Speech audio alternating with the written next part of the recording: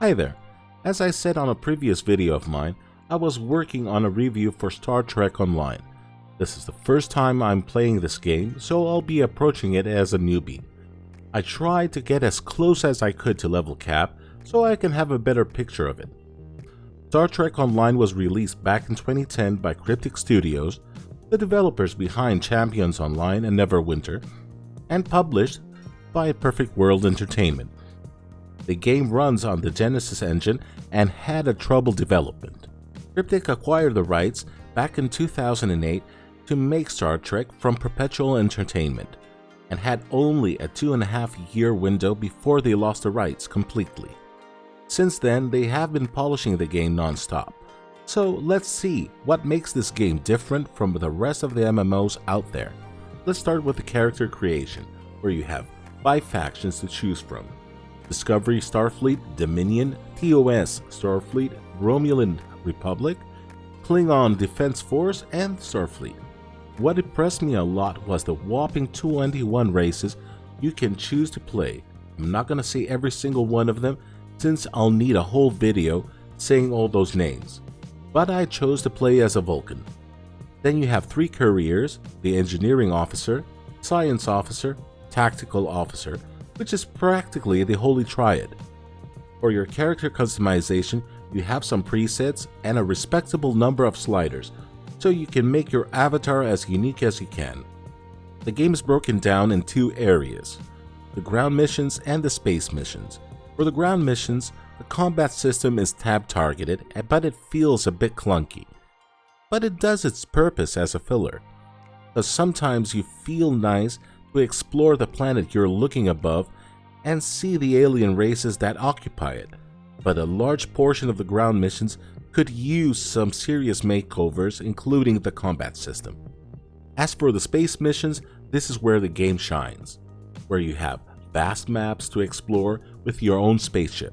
The combat system here again is tab targeted, which is much more friendlier for new players than other space-themed MMOs like EVE. The game is friendlier but not as easy as you think, since you need a specific tactics for each enemy spaceship you encounter. Then you have the operations, which are broken down to Task Force, Patrols, PvP, and Private. Task Force is your dungeon finder utility. Yes, we have 5-man dungeons in space. Now you have the Patrols, which are solo dungeons that award you with loads of goodies if you finish them. And you have the structured PvP that are either 5-man or 10-man arenas or capture the flag scenarios. Next, you have the personnel assignments, where you send your crew on missions by making them bring loads of useful things and XP. It's roughly a panel game, which we have seen in many other MMOs. On the other hand, you can use your crew members for ground missions, making them easier to do. For these companions, you can equip them with gear where you drop from various mobs or rewards from missions. They also follow the Holy Trinity, so choose which is the best setup for your each mission. As for your skill trees, you have 3 of them. The first one is Space. That corresponds to your spaceship talent tree, and it's broken down to 3 subcategories: Engineering, Science, and Tactical. Then you have the ground skills. That works for your ground missions. And last, you have the specialization, which opens up at level 51, and you have a selection of 8 trees where you want to focus on. There is also the trait trees, where you can select various active or passive abilities. One nice feature is that for every 10 levels, the game offers you a free ship, so you can level up easier.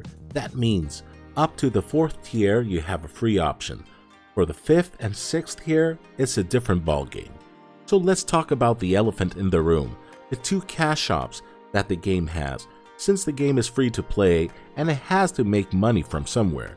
The Zen store has mostly convenience and vanity items, but it also has the 5th and 6th tier of spaceships, and it's the only place where you can get them. There are also items that speed up your progression, but they are not essential for your gameplay. This is where the Dilithium store comes in. The vendor has loads of useful stuff, but its main utility is to trade dilithium for Zen. You need roughly 400 dilithium for every Zen, and when a 6th tier spaceship costs around 2400 Zen, you can see how much grinding you need just to get your own ship. You can get dilithium from most of the activities in the game. One of the best parts of this game is the story quest lines, which are fully voiced over and have many twists and turns. Most of the times they use original actors from the various Star Trek series, making you feel that you're a part of this universe. I'm a big fan of the Star Trek universe, where the Next Generation is my favorite, and this game made me a part of this universe. But would you leave your current game for this one? It depends. If you want to try something different from the medieval fantasy MMOs and travel through the vastness of space, then this probably is a game for you.